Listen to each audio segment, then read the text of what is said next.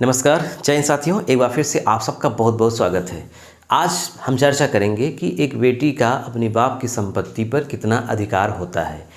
हिंदू उत्तराधिकार अधिनियम 1956 से लेकर के अभी 2025 तक की क्या स्थिति है, हम सब का चर्चा करेंगे।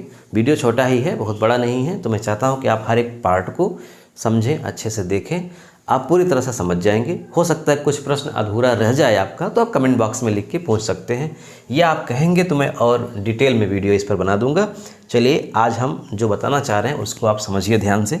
हिंदू उत्तराधिकार अधिनियम 1956 के पहले, यानी 1950 में हमारा संविधान बना, उसके पहले संविधान था नहीं। 47 में हमारा देश आज़ाद ही हुआ।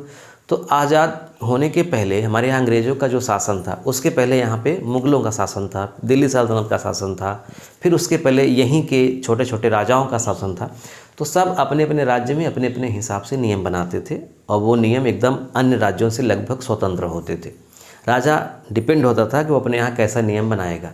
अंग्रेज़ जब यहाँ आए तो यहाँ पर उन लोगों ने जो दो नियम होते हैं ना, जो दो कानून होते हैं, एक सिविल होता है और एक क्रिमिनल का होता है। तो जो सिविल नियम था वो यहीं का चलता रहा, जैसे मुस्लिमों का मुस्लिम ला, हिंदुओं का हिंदू वाला, क्रिश्चियनों का क्रिश्चियन ला।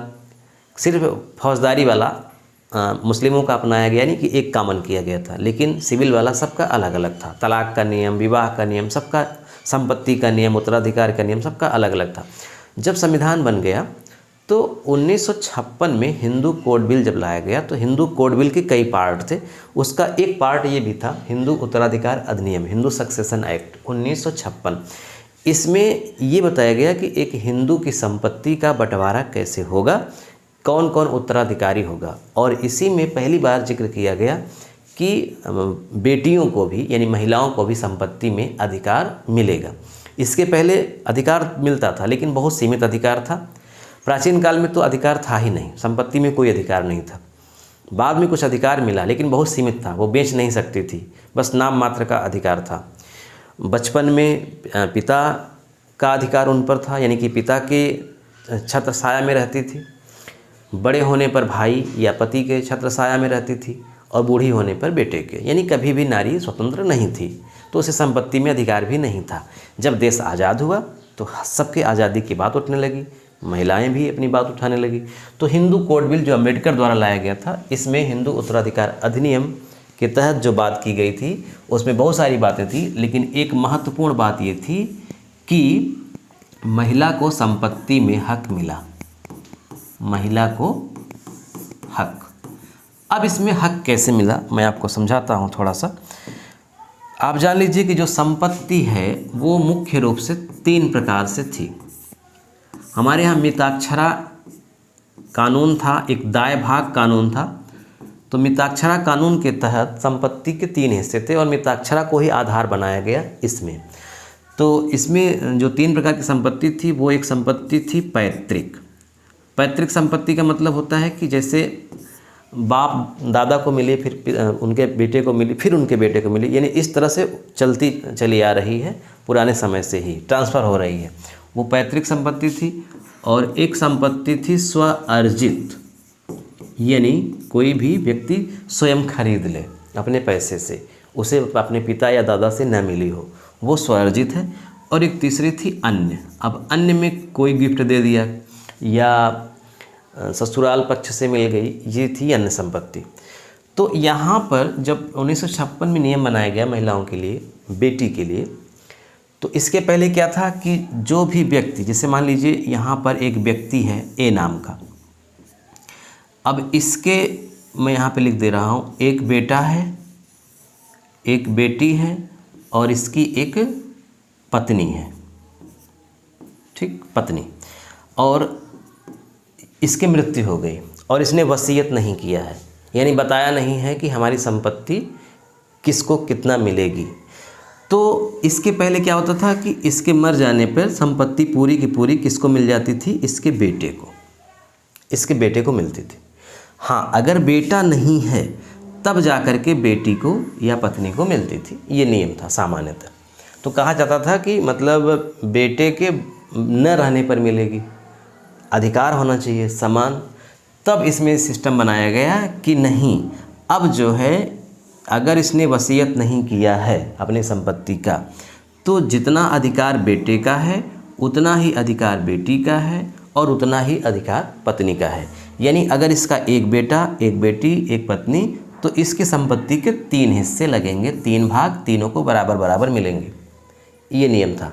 लेकिन यही महिला यानी यही बेटी जब विवाहित हो जाएगी, विवाह कर लेगी, तो फिर इसकी संपत्ति इसके भाई में या माताजी में ट्रांसफ़र हो जाएगी। यानी ये संपत्ति लेकर के ससुराल नहीं जाएगी। इसलिए नहीं जाएगी क्योंकि इसलिए बताया गया, तर्क दिया गया कि जब ये ससुराल जाएगी, जहाँ शादी होगी, तो वहाँ उसके पति को जो संपत्ति मिला है उसमें उसका हिस्सा है इसी नियम से, तो इसका हिस्सा यहाँ पे नहीं है। अब ध्यान रखिएगा, जो संपत्ति थी वो भी 2 प्रकार की थी। एक संपत्ति थी जैसे कि घर हो गया, पैसा हो गया, ये संपत्ति है। एक संपत्ति होती है कृषि, यानी जिस पे खेती की जाती है, ज़मीन। तो ज़मीन में तो कोई अधिकार ही नहीं था, केवल संपत्ति पे अधिकार था, वो भी अविवाहित बेटी का, विवाहित बेटी का नहीं। 1956 में फिलहाल जहाँ कुछ नहीं था वहाँ बहुत कुछ था। यानी कि भाई बहन में केवल भाई को मिलता था, बहन को नहीं मिलता था, तो अब बहन को भी मिलने लगा। ये बहुत बड़ा एक अधिकार रहा। लेकिन जैसे जैसे समय बीता, विकास हुआ, देश दुनिया का आना जाना हुआ, ग्लोबलाइजेशन हुआ, भारत के लोग विदेश गए, विदेश के लोग यहाँ आए, पूरी दुनिया एक तरह से मुट्ठी में हो गई, तो ज्ञान का संचार हुआ, तो अधिकारों के लिए लोग आगे आने लगे। तो ये भी बात कही गई कि इसमें जो सीमित अधिकार है वो सीमित अधिकार क्यों है, पूरा अधिकार होना चाहिए, बेटे के बराबर अधिकार होना चाहिए। तो जा कर के केंद्र सरकार ने 2005 में इसमें संशोधन किया। 1956 में जो नियम बनाया था सीमित अधिकार का, उसमें संशोधन किया और जो सीमित अधिकार था उसको पूरा कर दिया। यानी अब जो है वो बेटे को भी मिलेगी, बेटी को भी मिलेगी, और पत्नी है तो पत्नी को भी मिलेगी। जितना अधिकार बेटे का है उतना ही अधिकार बेटी का भी है। यही नहीं, बेटी विवाहित हो या अविवाहित, ध्यान रखिएगा, विवाहित हो या अविवाहित दोनों को मिलेगा। 56 में ऐसा नहीं था। 56 में केवल अविवाहित, जब तक विवाह नहीं हुआ है तभी वो संपत्ति बाप की पाएगी, विवाह होने पर नहीं पाएगी। लेकिन यहाँ पर 2005 में संशोधन कर दिया गया और कहा गया कि अविवाहित है तो भी और विवाहित हो गई है तो भी उसको संपत्ति में अधिकार मिलेगा। केंद्र ने ये कानून बना दिया। लेकिन आप जानते हैं कि संपत्ति 2 चीज़ें हैं, समझिएगा ध्यान से। एक है संपत्ति, जो संपत्ति है वो केंद्र का विषय है, यानी इस पर केंद्र सरकार अपना कानून बनाती है। लेकिन जो कृषि योग्य ज़मीन है, कृषि भूमि, इस पर कानून राज्य सरकार बनाती है, राज्य सरकार। तो जो संपत्ति है, संपत्ति में घर हो गया, पैसा हो गया, ये जो संपत्ति है, चीज़ें हैं, वो तो केंद्र के स्तर पर सबको मिल गई समान, बेटी को भी, बेटे को भी, पत्नी को भी, सबको। लेकिन जो कृषि योग्य भूमि थी वो चूँकि राज्य का विषय था, इसलिए राज्य पर अब निर्भर था कि वो केंद्र की बात मानेंगे, केंद्र के कानून के साथ जाएंगे कि नहीं जाएंगे। तो कुछ राज्य केंद्र के कानून के साथ गए, जैसे राजस्थान और मध्य प्रदेश। राजस्थान और मध्य प्रदेश ने अपने यहाँ भी कानून में ये लिखा कि विवाहित बेटी और अविवाहित बेटी दोनों का अधिकार है अपने बाप की संपत्ति पर। वो दोनों संपत्ति है, कृषि योग्य भूमि भी है और जो कृषि योग्य भूमि यानी कृषि वाली भी और गैर कृषि वाली, दोनों पर अधिकार है। लेकिन उत्तर प्रदेश ने ऐसा नहीं किया। ये अपवाद कह सकते हैं या उत्तर प्रदेश के पिछड़ेपन का एक प्रमाण देख सकते हैं कि उत्तर प्रदेश ने ऐसा नहीं किया। उत्तर प्रदेश में 1956 जैसी ही स्थिति अभी तक बनी रही 2025 तक। अब जा कर के योगी सरकार की कैबिनेट मंत्री ये पास करने वाली है, एक प्रस्ताव लाई है, मतलब राजस्व परिषद ने एक प्रस्ताव भेजा है कैबिनेट को, उत्तर प्रदेश कैबिनेट को, कि यहाँ पर कृषि योग्य भूमि में भी अब विवाहित बेटी को भी बेटे के बराबर हिस्सा मिलना चाहिए, जो कि अभी तक नहीं मिलता था।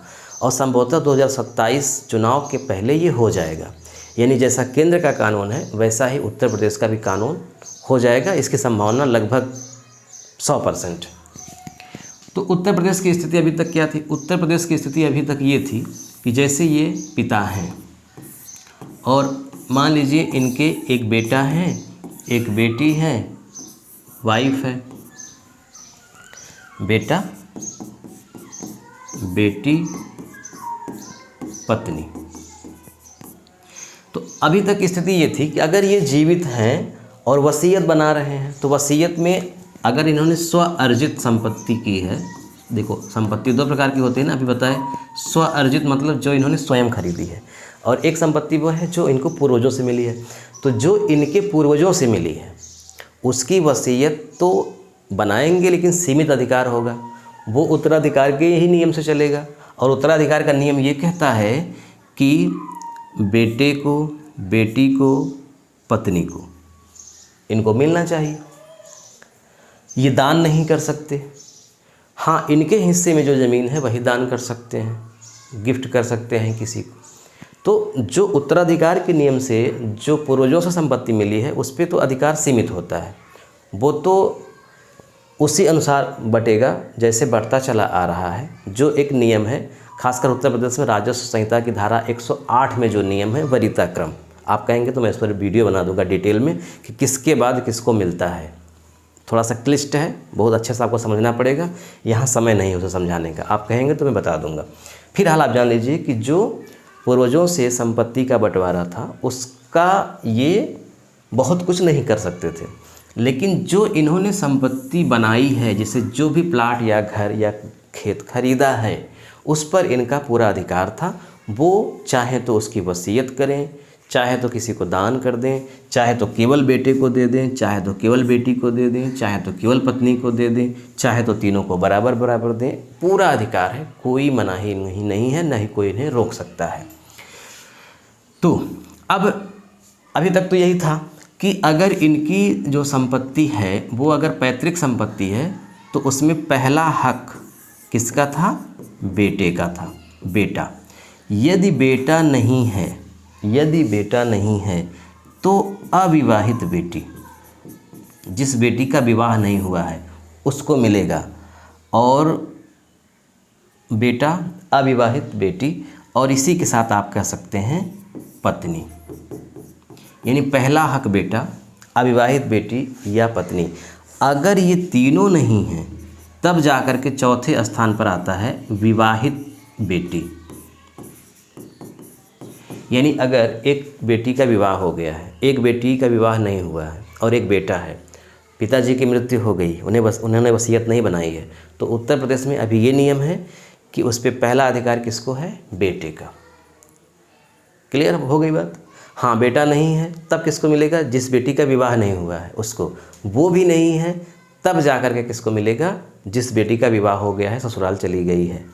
यानी पहले से अगर उसका भाई है तो विवाहित बेटी को नहीं मिलेगा अधिकार, उसके पूर्वजों द्वारा मिली संपत्ति में ये नियम था। लेकिन अब 27 में इसमें बदलाव होने वाला है और ये पूरी तरह से केंद्र जैसा हो जाएगा।